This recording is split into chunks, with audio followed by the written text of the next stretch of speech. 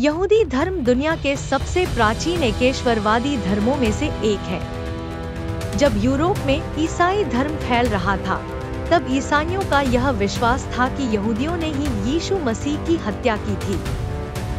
इसी धारणा से क्राइस्ट किलर का आरोप उत्पन्न हुआ, जिसने सैकड़ों वर्षों तक यूरोप में यहूदियों के प्रति घृणा और भेदभाव को बढ़ाया। मध्यकाल में यूरोप के कई हिस्सों में यहूदियों को जमीन की मालिकी या सरकारी नौकरी करने की अनुमति नहीं थी, इसलिए वे मुख्य रूप से ऋण के कारोबार और व्यापार में शामिल हो गए। इसके परिणामस्वरूप वे धीरे धीरे समृद्ध होते गए और कई ईसाई समाजों में यह धारणा बनी, यहूदी लालची, चालाक हैं और पैसे से सब कुछ नियंत्रित करते हैं। यह धारणा बाद में नाजी जर्मनी के प्रचार, प्रोपेगेंडा में एक बड़ी भूमिका निभाती है। 19वीं सदी से लेकर आज तक कई साजिशी सिद्धांत, कॉन्स्पिरेसी थ्योरीज प्रचलित हैं, जैसे कि यहूदी विश्व की अर्थव्यवस्था और मीडिया को नियंत्रित करते हैं, वे न्यू वर्ल्ड ऑर्डर बना रहे हैं और वे विश्व राजनीति को गुप्त रूप से प्रभावित करते हैं। इनमें से ज्यादातर सिद्धांतों का कोई ठोस आधार नहीं है, फिर भी ये लोगों के मन में शक और घृणा पैदा करते हैं।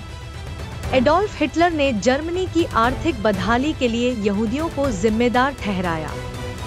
इसके परिणामस्वरूप दूसरे विश्व युद्ध के दौरान 60 लाख से भी ज्यादा यहूदियों को कंसंट्रेशन कैंप्स में मार दिया गया। इसी समय एंटीसेमिटिज्म शब्द वैश्विक रूप से प्रसिद्ध हुआ। वर्तमान समय में यहूदियों के प्रति नफरत का सबसे बड़ा स्रोत है इस्राएल राज्य की नीतियां।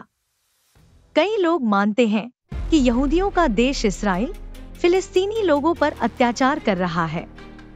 इसी वजह से बहुत से मुसलमान और मानवाधिकार समर्थक लोग इस्राएल से नफरत करते हैं और कुछ लोग वही नफरत यहूदी जाति पर भी फैला देते हैं।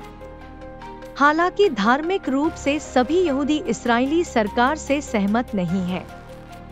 बहुत से लोग यह समझ नहीं पाते कि सभी यहूदी इस्राएली नहीं होते, सभी इस्राएली सरकार के समर्थक नहीं होते और सभी यहूदी दूसरे धर्मों के विरोधी नहीं होते। यही गलतफहमी नफरत के दायरे को और भी बढ़ा देती है।